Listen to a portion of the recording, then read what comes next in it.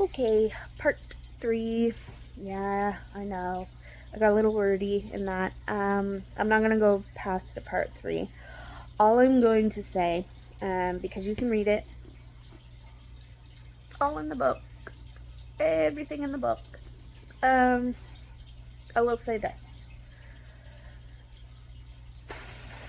Jessica Simpson. She, at the end of the day, her story is a tale, an example of someone who she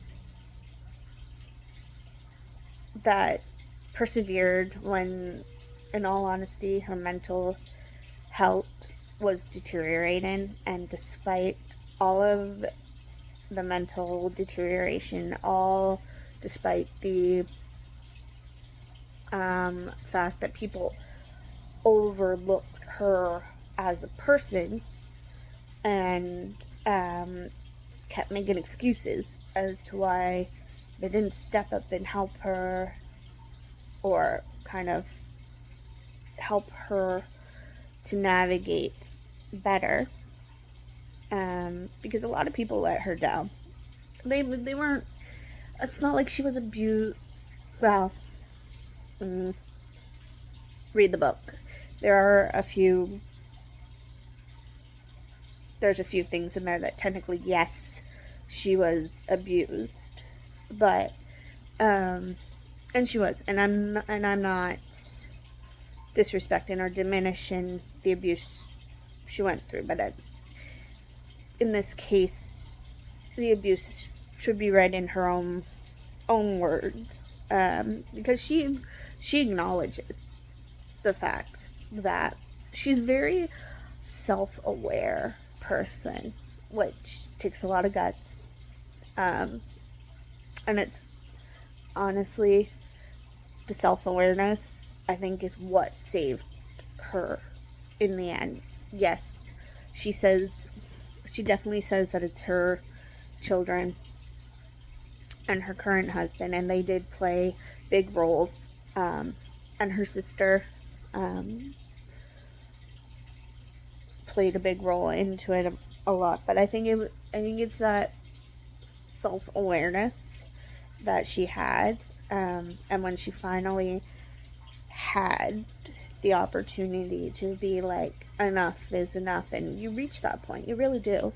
Um, I think that self awareness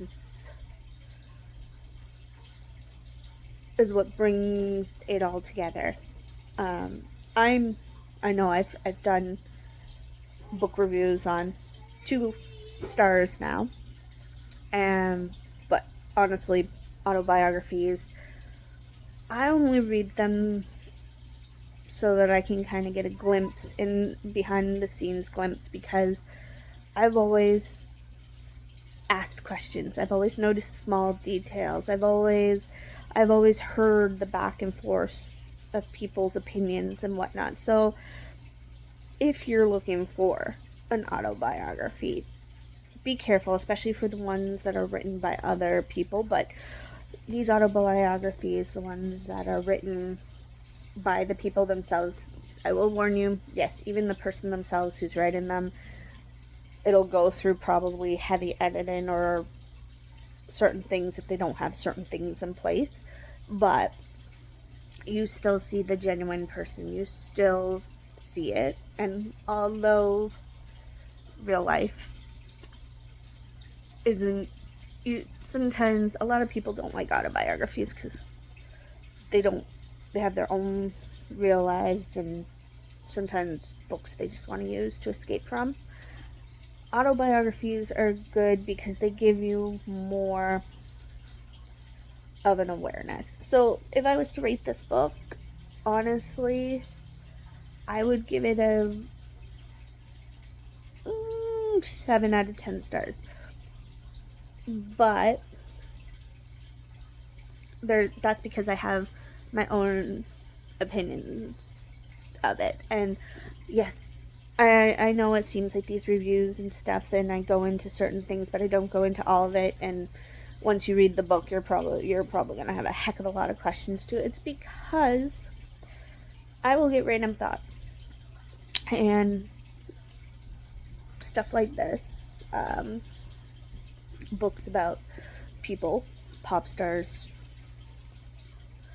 they tend to help me later on become examples. And I try not to make videos where I'm saying the same thing over and over again. And there's stuff in Brittany's book, there's stuff in Jessica's book. Heck, there's probably going to be stuff in other books if I decide to read more autobiographies this year that's going to come out in different videos and different topics. But I do recommend reading her. And I do recommend that when you read it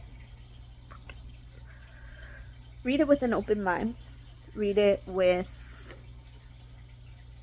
not the media lenses that we were I don't want to say born with, my God. Gosh. Read it with the openness as if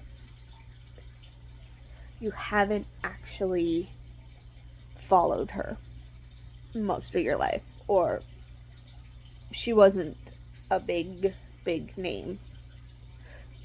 Read it as if it's a clean slate. And then, after you've read it, then sit down and draw your conclusions about what was portrayed in the media versus what we read in her own words. Okay? Catch you later till next time.